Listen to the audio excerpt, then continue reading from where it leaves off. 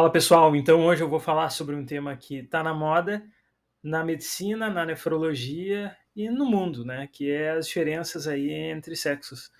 E eu vou falar um pouco sobre túbulo, então vou falar na parte fisiológica e fisiopatológica que isso pode acarretar. Inclusive eu li um artigo interessante que o título era que as mulheres são melhores que os homens. Bom, Lucas, até aí eu já sei, né, mas vamos aprofundar um pouquinho. Então, sobre túbulo, né? No túbulo proximal, que é responsável, vamos lembrar, por 2/3 de toda a reabsorção ao longo do néfron, falando em estudo, inclusive, e que na verdade são em animais, aparentemente as fêmeas elas têm uma maior capacidade de excretar uma carga de sódio mais rapidamente do que os machos. Tá? Além disso, tem diferenças específicas no sexo, no transporte de sódio, em relação à expressão epitelial renal do receptor do tipo 2 da angiotensina 2, que é o AT2. E o AT2 é aquele receptor que se opõe ao receptor pró-hipertensivo, que é o AT1. E parece que ele é 4 vezes maior, mais numeroso em fêmeas. E isso potencialmente aí contribui, então, para uma vasodilatação, além, é claro, de propriedades anti-inflamatórias. Nos papéis em relação aos hormônios sexuais, isso também pode contribuir para a diferença na saúde cardiovascular entre homem e mulher. Aliás, vários estudos investigam a influência dos hormônios sexuais em pressão arterial. E tem consenso aí que tanto os estrógenos quanto os andrógenos provavelmente influenciam a pressão de várias maneiras. Nos homens, então, a testosterona, que é o principal andrógeno, ela está associada à ativação do receptor pró-hipertensivo AT1, ao AT1. A retenção de sódio e também ao deslocamento do sistema renina-angiotensina-aldosterona em direção ao aumento da pressão arterial. Nas mulheres, os estrógenos têm demonstrado reduzir a expressão do AT1R, do receptor AT1, e aumentar a expressão do AT2.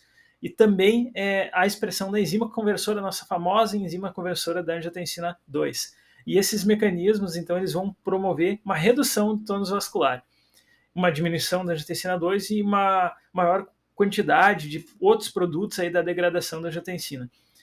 Tem, então, além disso, uma redução da retenção de sódio e um deslocamento que a gente vai falar à esquerda na curva da natriurese por pressão em mulheres, em relação, é claro, aos homens. Quer dizer que eu precisaria, então, de menos pressão para ter natriurese. No entanto, apesar desses papéis aparentemente dicotômicos dos andrógenos e dos estrógenos, é difícil assim a gente falar em alterar o equilíbrio hormonal de qualquer um dos sexos para retardar a doença renal crônica. Quer dizer que é uma coisa que parece estar em estudo, mas a gente não tem nenhuma intervenção no momento para isso, a gente não age. Né? Mulheres com níveis elevados de testosterona, por exemplo, mulheres com síndrome de ovários policísticos, possuem maior incidência de hipertensão. No entanto, há também argumentos a favor dos efeitos benéficos da testosterona no metabolismo da glicose e dos lipídios. Quando nós falamos em pressão alta, nós falamos em doença cardiovascular e não tem como deixar de lado lipídios. Além disso, a deficiência crônica de testosterona está associada à obesidade, que é um baita fator de risco para doença cardiovascular, e também são baixos os níveis de testosterona, são mais baixos em homens com doença renal crônica. Essas discrepâncias sugerem, então, que os níveis de testosterona, por si só, eles não expliquem as diferenças específicas de sexo relacionadas às doenças. Nas mulheres, a terapia de reposição hormonal muitas vezes não reduz significativamente a pressão arterial. Nessas mulheres, após a menopausa, o que sugere novamente que a perda de estrógenos não é o único componente envolvido na mediação da hipertensão nas mulheres. Apesar de numerosas diferenças que são específicas nos sexos, estudos que investigam a hipertensão induzida por angiotensina 2, elas não mostram tanta diferença de sexo em relação à resposta vascular, ou também na mudança, ou mudanças abundantes nos canais que são receptores para angiotensina 2. De forma geral, esses estudos sugerem, na verdade, que os níveis de testosterona eles são necessários para um metabolismo adequado e para o controle de pressão dos homens. E aí eu não estou falando o controle para baixo, mas também o controle para cima, né?